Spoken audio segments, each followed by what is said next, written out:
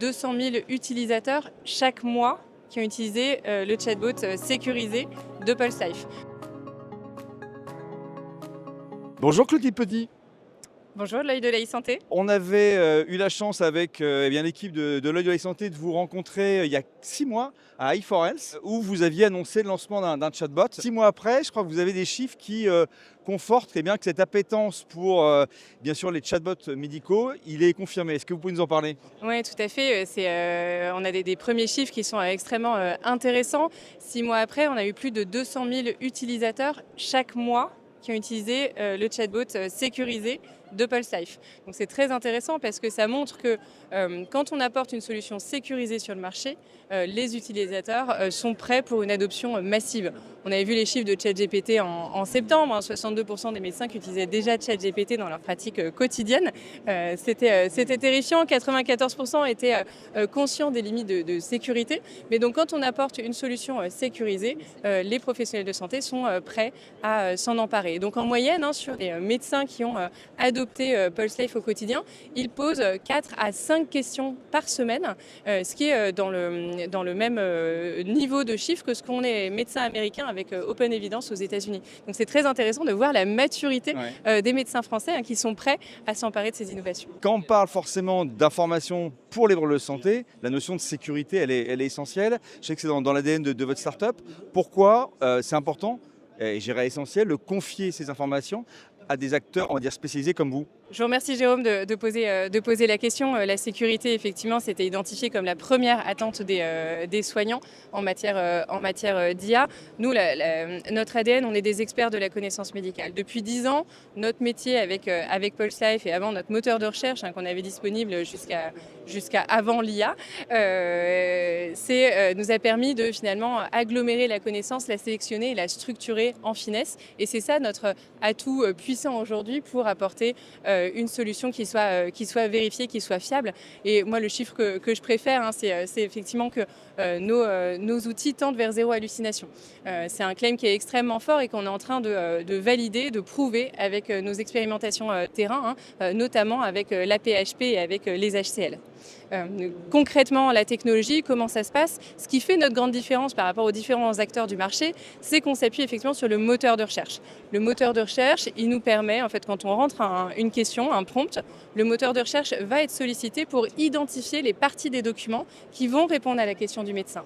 Et c'est seulement ces parties de documents, ces paragraphes, qui vont être finalement synthétisés par le LLM. Et donc, c'est qu'une toute petite partie. Et donc, c'est comme ça qu'on limite le risque d'hallucination, parce qu'on demande au LLM de faire son job de LLM, de synthétiser du contenu. Vous avez profité à quelques jours de l'ouverture de ce salon pour annoncer donc la collaboration avec 2 acteurs importants français. Celui de Mistral AI, que tous les acteurs de la tech et je dirais les Français maintenant connaissent, également Scaleway, en disant que pour vous c'était essentiel d'avoir une architecture, une infrastructure qui soit souveraine. Est-ce qu'on peut aujourd'hui en 2026, avec la complexité on va dire technologique, d'avoir cette configuration de souveraineté pour la France? Oui, on peut complètement être très exigeant sur la souveraineté en matière de chatbot IA dans le secteur médical. Le fait marquant de ces dernières semaines, ces derniers mois, c'est déjà les tensions à l'échelle géopolitique. On se rend compte que la souveraineté est vraiment un must-have. On ne peut pas se permettre de ne pas être souverain sur ces sujets-là. Et puis, il y a quelques semaines, il y a Open Evidence, qui est l'acteur américain qu'on ne présente plus, qui a fermé ses services en Europe pour des raisons de réglementation par rapport à l'AI Act, probablement sur des sujets d'explicabilité. Donc c'était effectivement important pour nous de nous positionner rapidement sur le sujet de la souveraineté avec ce partenariat avec Mistral AI et Scaleway. La souveraineté chez nous, il y a 4 points qui font la souveraineté de Pulse Life. Le premier point, c'est celui tout simplement de la connaissance médicale, la souveraineté documentaire. On sait qu'une médecine française, elle doit être les décisions doivent être prises sur la base de corpus français locaux qui font référence pour une population donnée. Donc c'est déjà s'assurer qu'on ait la connaissance médicale de France pour les Français. Deuxième point de la souveraineté, c'est la souveraineté stratégique. On veut utiliser des acteurs qui soient européens. On veut se dire que si le climat devient mauvais, qu'on puisse continuer de prendre en charge nos concitoyens avec des outils qui soient européens. Troisième point, c'est celui de la souveraineté des données, toutes les données qui sont utilisées dans le système. Il y a potentiellement de la donnée patient qui peut être prise en charge par nos systèmes, et que cette donnée-là, elle reste également en France, sous juridiction française, et c'est pour ça qu'on travaille avec Scaleway.